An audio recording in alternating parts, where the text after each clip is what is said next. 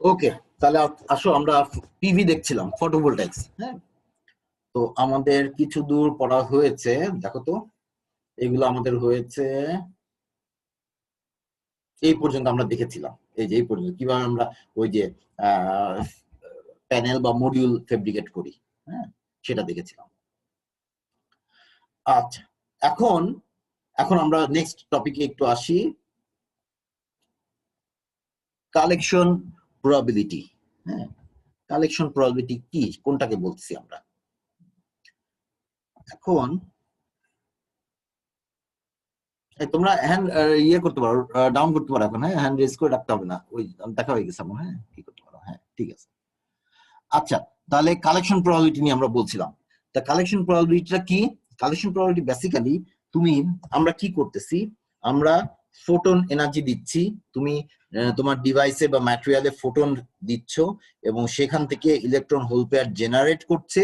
সেই ইলেকট্রন এবং হোলকে তুমি সেপারেট করে দুই দিকে কালেক্ট করছো, দুইটা কন্ট্যাক্টে, তাই না? একটা উপরের দিকে কন্ট্যাক্ট আর নিচের দিকে কন্ট্যাক্ট, বা এন সাইডে কন্ট্যাক্ট বা পি সাইডে কন্ট্যাক্ট, যেটাই বলো না কেন। তাহলে তোমার কালেকশন, তার মানে কি কালেকশন প্রবাবিলিটি বলতে তোমার আসলে আমরা কালেক্ট করতেছি কি, ইলেকট্রন এবং হোল, এই দুই ধরনের ক্যারিয়ার আমরা কালেক্ট করি। তাহলে এই কালেকশনের প্রবাবিলিটি কেমন, কালেকশন কি ভালো, বেশি নাকি কম, এটা আমরা দেখতে চাচ্ছি এখানে। এখানে এটা নিয়ে আলোচনা করব, যে কালেকশন প্রবাবিলিটি কিসের উপর ডিপেন্ড করে। তাহলে দেখো, এই যে দেখো, তাহলে আমরা কি বলেছি, the collection probability describes the probability that a carrier generated by the light absorption হ্যাঁ in a certain region of the device, হ্যাঁ যে কোনো একটা জায়গায়, ডিভাইসে কোনো একটা জায়গায় লাইট অ্যাবজর্বড হলো, ফোটন অ্যাবজর্বড হলো এবং সেখান থেকে ক্যারিয়ার জেনারেট করলো। হ্যাঁ, right, will be that carrier will be collected by the pn junction, দেখো, and therefore contribute to the light generated current। খেয়াল করো, they will be collected by the pn junction। pn junction কথা কেন আসলো? pn junction কোথায় থাকে? ইন্টারফেসে, P type আর N type ইন্টারফেসে। দেখো এই যে, এই যে আমরা এই যে পিএন জাংশন হচ্ছে এইটা। তো পিএন জাংশন ইম্পর্টেন্ট কেন? পিএন জাংশন ইম্পর্টেন্ট হচ্ছে, পিএন জাংশনে কি তৈরি হচ্ছে, ইলেকট্রিক ফিল্ড তৈরি হচ্ছে, বিল্ট ইন ইলেকট্রিক ফিল্ড যেটা। এবং কেন আমাদের built in electric field important? এই কারণে ইম্পর্টেন্ট যে বিল্ট ইন ইলেকট্রিক ফিল্ডের জন্যই বেসিক্যালি ক্যারিয়ার গুলা দুই দিকে সেপারেটেড হয়ে যাবে, তাদেরকে ড্রাইভ করবে। ক্যারিয়ারকে কে ড্রাইভ করে? Basically electric field. নর্মাল ডিভাইসে আমরা কি করি, আমরা বাইরে থেকে এক্সটার্নাল ইলেকট্রিক ফিল্ড অ্যাপ্লাই করি। হ্যাঁ,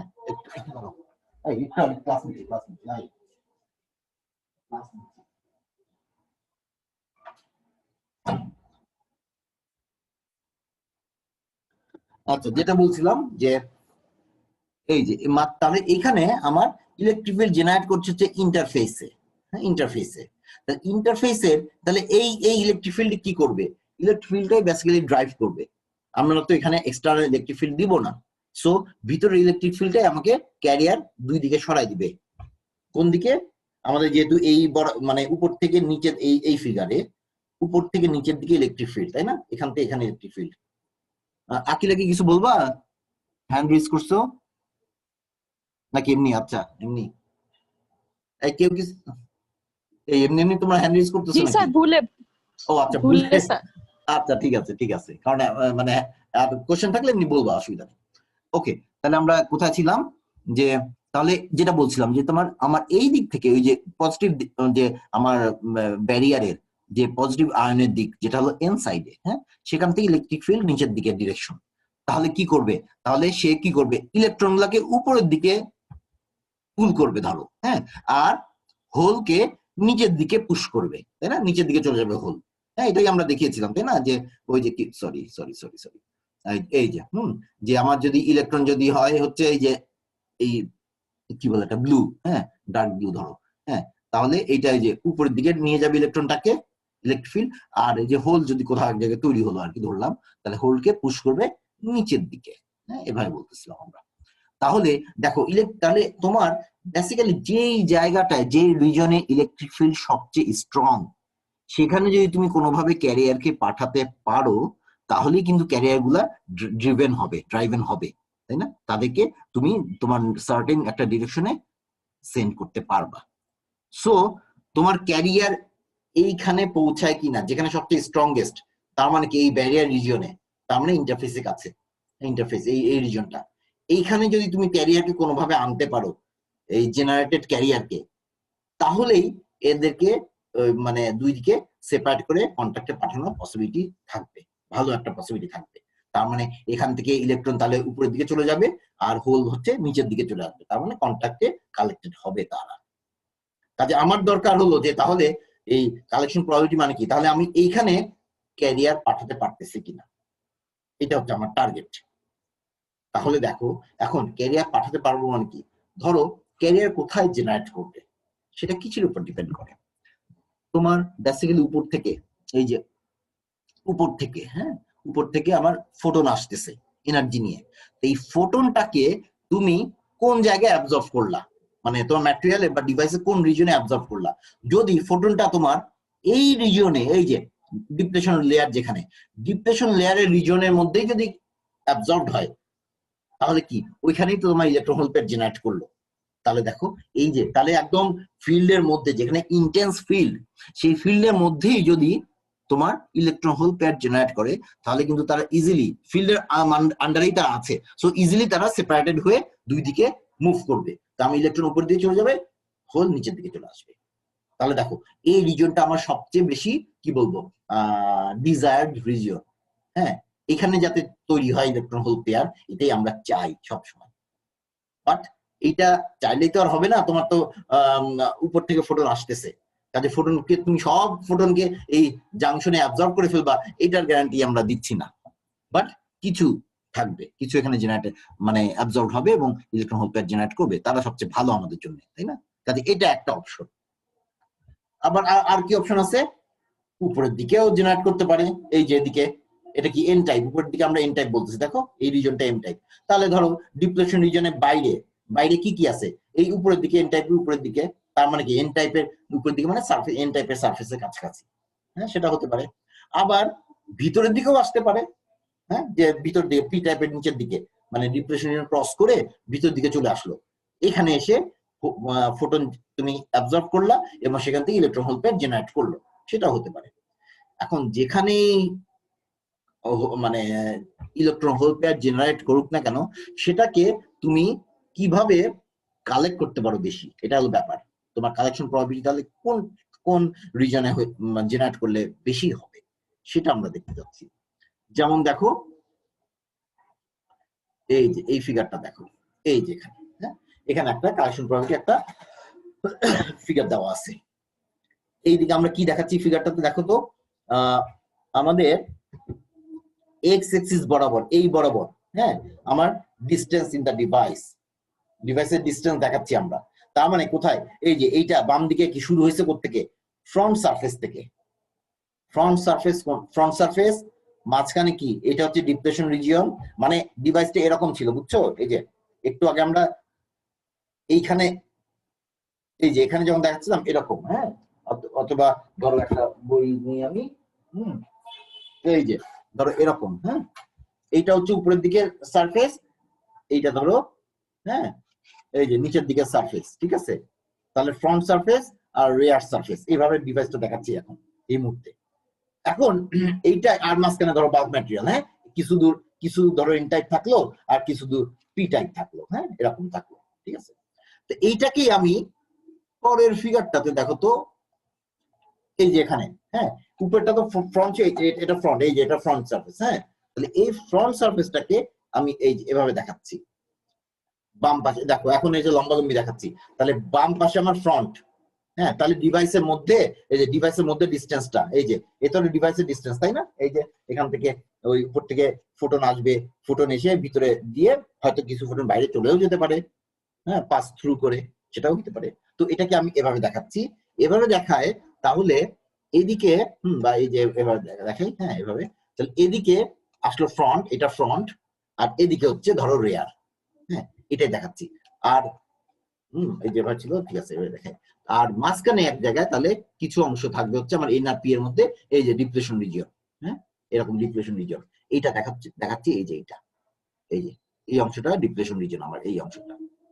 তাহলে এদিকটা আলো তাহলে এদিক থেকে ফেরাচ্ছি আমি, তাই না? এদিক থেকে, তার মানে এই যে লেফট সাইড থেকে আলো আসলো, ফ্রন্ট সার্ফেসের উপর পড়লো, ফোটন ভিতরে ঢুকলো, ধরো ঢুকে বিভিন্ন জায়গা পর্যন্ত গিয়ে যে রেয়ার সার্ফেস পর্যন্ত যেতে পারে, এরপরে যদি বের হয়ে যায় তাহলে কিন্তু ডিভাইস থেকে বের হয়ে গেল, তাহলে আর ওই ফোটনটা তুমি অ্যাবজর্ব করতে পারলা না।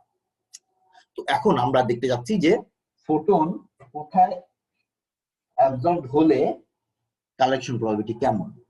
তো দেখো, ফোটন যদি তোমার এই রিজনে অ্যাবজর্ব হয়, এটা কি রিজন? এটা হচ্ছে ডিপ্লেশন রিজন, তার মানে এখানে ফিল্ড সবচেয়ে স্ট্রং। এই রিজনে অ্যাবজর্ব হলে আমরা বলি যে আমরা একদম, যেহেতু ফিল্ডের মধ্যেই ইলেকট্রন হোল পেয়ার জেনারেট করছে, তাহলে এখান থেকে সব ইলেকট্রন হোল গুলাই তোমার দুই দিকে সেপারেটেড হয়ে চলে যাবে এবং তারা কালেক্টেড হবে। হ্যাঁ, এটা আমরা বলতে পারি।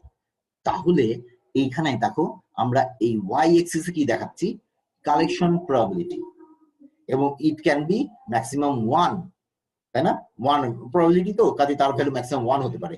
0 এটা হচ্ছে 0 আর উপর হচ্ছে 1, তাহলে এই রিজিয়নে দেখো কালেকশন প্রবাবিলিটি হচ্ছে 1 দেখাচ্ছি আমরা, 1। এখন এই তাহলে এই একটুকের মধ্যে যদি জেনারেট করে তাহলে কালেকশন প্রবাবিলিটি আমি 1 পাচ্ছি। দেখো, initial collection probability for carriers generated in the PN junction. ঠিক আছে, এরপরে দেখো তিনটা অপশন আমরা দেখাচ্ছি। একটা হচ্ছে এই যে ব্লু, একটা রেড, আর একটা হচ্ছে গ্রিন। হ্যাঁ, গ্রিন, রেড আর ব্লু। দেখো তিনটা জিনিস দেখাচ্ছি। এই যে দেখো, এই ব্লুটা হচ্ছে এই যে solar cell with low diffusion length. এখন এটা আমরা কি বলতেছি? Solar cell with low diffusion. Diffusion লেন্থের কথা আসতেছে কেন? ডিফিউশন লেন্থের কথা আসতেছে যে ধরো তোমার যখন বাইরে কোন যে কোনো জায়গায়, হ্যাঁ, যে কোনো জায়গায় যখন ক্যারিয়ার জেনারেট করবে, দেখো ইলেকট্রন হোল যখন জেনারেট করে, আমরা বলি একটা টার্ম আছে আমাদের ডিফিউশন, আর একটা টার্ম আছে ড্রিফট। ডিফিউশন এবং ড্রিফট যেটাই বলি না কেন, এরা কি রিপ্রেজেন্ট করে, তাই না? এরা হচ্ছে বেসিক্যালি মুভমেন্ট রিপ্রেজেন্ট করে। তাহলে এই দুটার মধ্যে পার্থক্য কি ছিল, ডিফিউশন আর ড্রিফট? ডিফিউশন হচ্ছে naturally without having any kind of external influence, যখন মুভমেন্টটা হয় তখন আমরা বলি ডিফিউশন। সাধারণত এটা কেন হয়, যে তোমার হায়ার ডেন্সিটি থেকে লোয়ার ডেন্সিটির দিকে ন্যাচারালি ক্যারিয়ার গুলা ফ্লো করে। তুমি যদি কোনো ফিল্ড নাও রাখো, ডিফিউশন হবে। কিন্তু ড্রিফট কি? ড্রিফট হচ্ছে যখন তোমার কোনো ফিল্ড থাকবে, সেই ফিল্ডের ইনফ্লুয়েন্সের কারণে, ইলেকট্রিক ফিল্ড থাকলে সেই ফিল্ডের ইনফ্লুয়েন্সের কারণে যখন ক্যারিয়ার মুভ করে, তখন আমরা বলি এটাকে, মুভমেন্টটাকে বলি ড্রিফট। তো এখন যখনই কোনো ইলেকট্রন হোল জেনারেট করবে, সেটা প্রথম যে মুভমেন্ট, হ্যাঁ, সেটা যদি ফিল্ডের আন্ডারে না থাকে, তাহলেও কিন্তু সে মুভ করে, এক জায়গায় স্থির হয়ে বসে থাকে না। হ্যাঁ, সে কি করবে? ড্রিফটের কারণে একটু, সরি ডিফিউশনের কারণে একটু মুভ করবে। এখন ডিফিউশনের কারণে সে কতটুকু মুভ করে সেটা ডিপেন্ড করবে ওই ম্যাটেরিয়ালের অমুক ক্যারিয়ারের ডিফিউশন লেংথ কত। ডিফিউশন লেংথ বলতে বুঝি আমরা যে তোমার ক্যারিয়ার তো দুই ধরনেরই হয়, সেমিকন্ডাক্টর, ইলেকট্রন আর হোল। কাজে কোন একটা ম্যাটেরিয়ালে ইলেকট্রন এবং hole without the influence of any kind of external or internal electric field, say naturally recombination হওয়ার আগ পর্যন্ত কতটুক মুভ করতে পারে, কতটা ডিস্টেন্স মুভ করতে পারে, সেটাকে আমরা বলি ডিফিউশন লেংথ। হ্যাঁ, রিকম্বিনেশন হওয়ার আগ পর্যন্ত। রিকম্বিনেশন হওয়া মানে কি? রিকম্বিনেশন হওয়া মানে একটা ইলেকট্রন একটা হোল এরা রিকম্বাইন করে ফেলে, তার মানে তখন হোলটা বা ইলেকট্রনটা এক্সিস্ট করে না। তার মানে কি? ইলেকট্রন ভ্যালেন্স ব্যান্ড থেকে ভ্যালেন্স কন্ডাকশন ব্যান্ডে উঠে গেছে, তাই না? তাহলে আমার ইলেকট্রন হয়ে গেল আলাদা, ফ্রি ইলেকট্রন, আর সাথে একটা হোলকে সে লিভ করলো, একটা হোল থাকলো, তাহলে ইলেকট্রন আর হোল এই দুইটা আমার পেয়ার তৈরি হলো। হ্যাঁ, এখন এরা আবার যদি ইলেকট্রনটা নিচে নেমে আসে, মানে কন্ডাকশন ব্যান্ড থেকে ভ্যালেন্স ব্যান্ডের নিচে চলে আসে, তখন কিন্তু আর তোমার হোলটাও থাকলো না ভ্যালেন্স ব্যান্ডে, আর ইলেকট্রন আর ফ্রি ইলেকট্রন থাকলো না। তাহলে তখন কি আমরা বলি ইলেকট্রন হোল চলে গেছে, নাই, রিকম্বাইন করে ফেলছে, সেটা বলি আমরা। কাজে রিকম্বাইন করলে কিন্তু তুমি আর ওই ক্যারিয়ার গুলোকে আলাদা করে পাচ্ছ না। আমার কারেন্ট ফ্লো করার জন্য কিন্তু রিকম্বিনেশন করা যাবে না।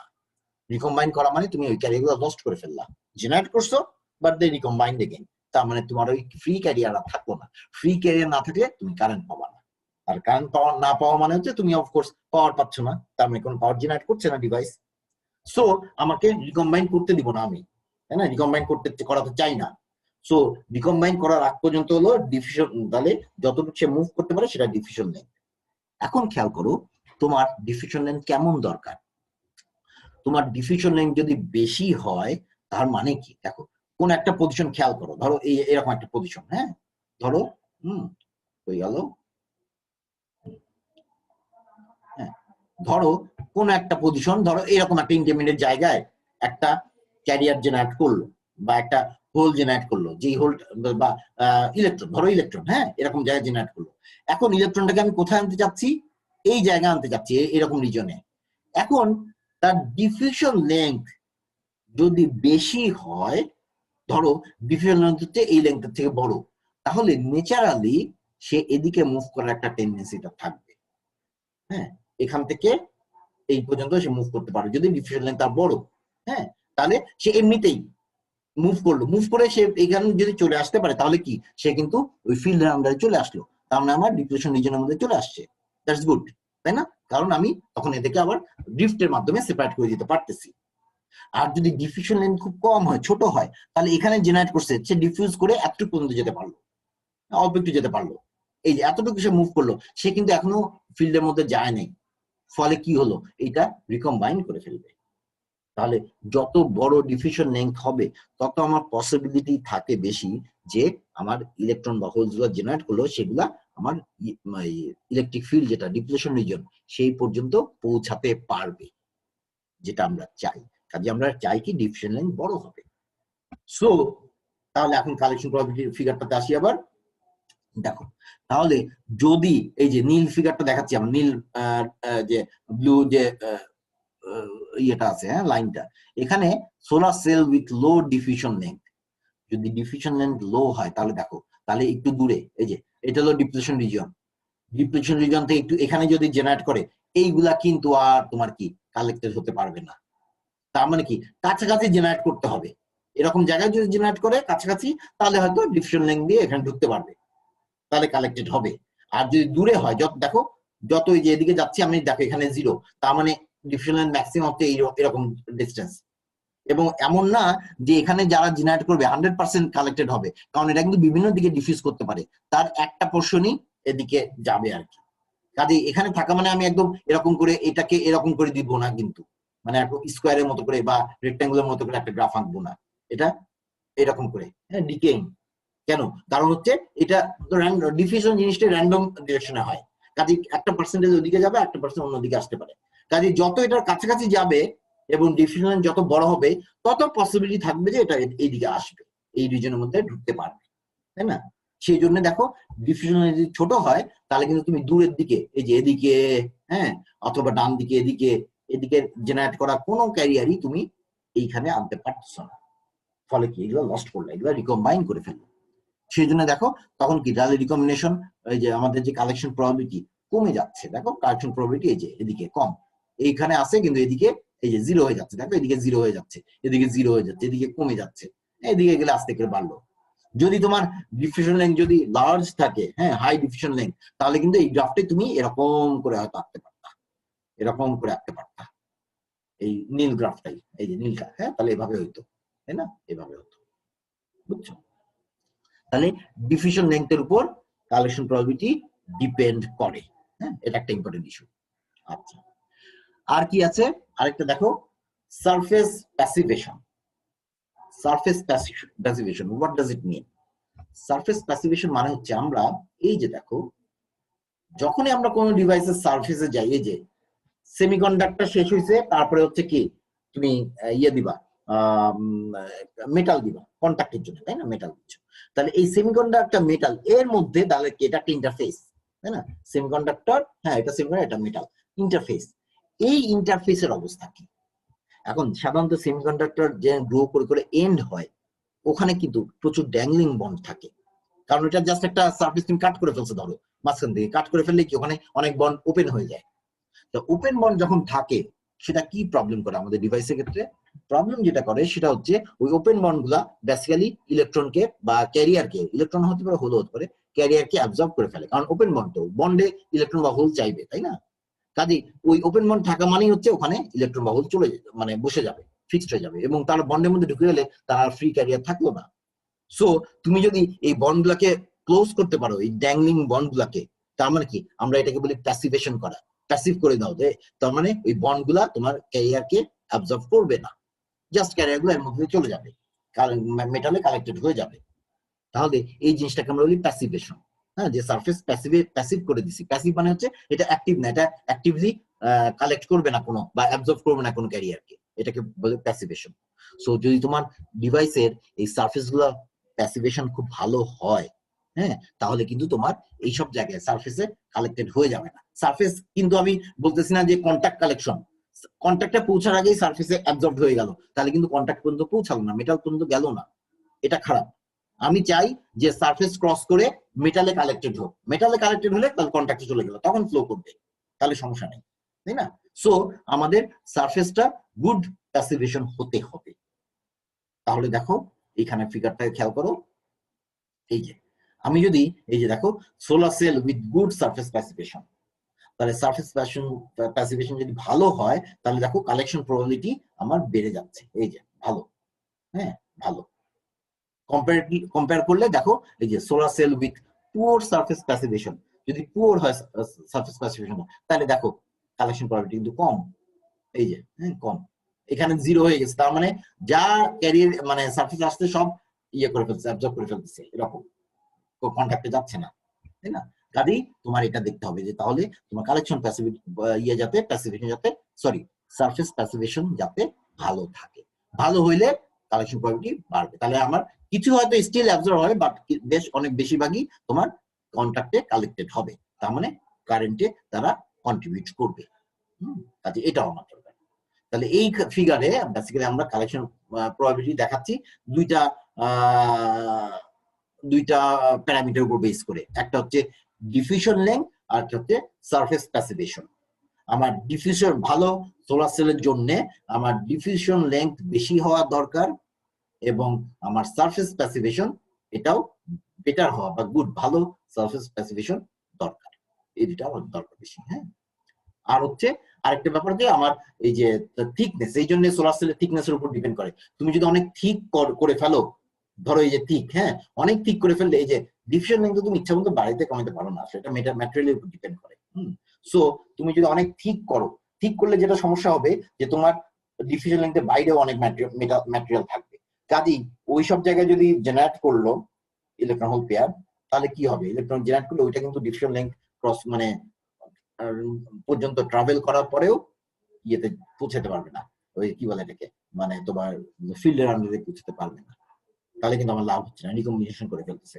কাজে হয়তো ঠিক তুমি করলা, যে কেন করলা তুমি বলতে চাচ্ছ আমি ফোটন অনেক অ্যাবজর্ব করবো, কিন্তু এই ফোটন যে ইলেকট্রন হোলকে জেনারেট করলো সেই জেনারেটেড ইলেকট্রন হোল পেয়ার গুলা রিয়েলি কালেক্টেড হলো কিনা, এটা ইম্পর্টেন্ট একটা ব্যাপার। তোমার যদি রিকম্বাইন করে ফেলে তাহলে কিন্তু তোমার কোনো লাভ নেই, বুঝছো? সেই জন্য এখানে ডিজাইনটা একটা ইম্পর্টেন্ট ব্যাপার আছে, যে ডিজাইন তুমি কিভাবে করবে। এই জন্য দেখবো আমরা অনেক সময় থিকনেস এর উপর সিমুলেশন করি বা কাজ করি, যে থিকনেস আমার কোনটা অপটিমাইজড, কোনটা ভালো থিকনেস। খুব কম হইলেও ভালো না, কারণ হচ্ছে তাহলে যথেষ্ট ফোটন আমি অ্যাবজর্ব করতে পারবো না, আবার খুব বেশি হইলেও ভালো না, কারণ দেখা যায় বেশিরভাগই ইলেকট্রন পেয়ারই রিকম্বাইন করে ফেলতেছে, হ্যাঁ সেটা আর কালেক্টেড হচ্ছে না। কাজে এগুলো আমাদের ব্যাপার। তাহলে এই ফিগারটা একটু বুঝবা ভালো করে, এটা ইম্পর্টেন্ট একটা হ্যাঁ জিনিস, এটা দেখবা কোয়ান্টাম এফিসিয়েন্সি। আচ্ছা আজকে হয়ে গেছে, থাক 3টা বেজে গেছে, আজকে আমি এই পর্যন্ত রেখে দিই। হ্যাঁ এটা বুঝলাম, এরপরের দিন আমি কোয়ান্টাম এফিসিয়েন্সি এগুলো বুঝাবো। হ্যাঁ এগুলা পরশুদিন আমরা একটাই ক্লাস নিবো, মানে নর্মাল যে টাইম একটাই, ওই সময় নিবো। হ্যাঁ তখন আবার পড়াবো। আজকে তাহলে এই পর্যন্ত থাক। দেখো কোনো কোশ্চেন আছে? আচ্ছা যদি এই মুহূর্তে কোশ্চেন না থাকে তাহলে স্যার বলো।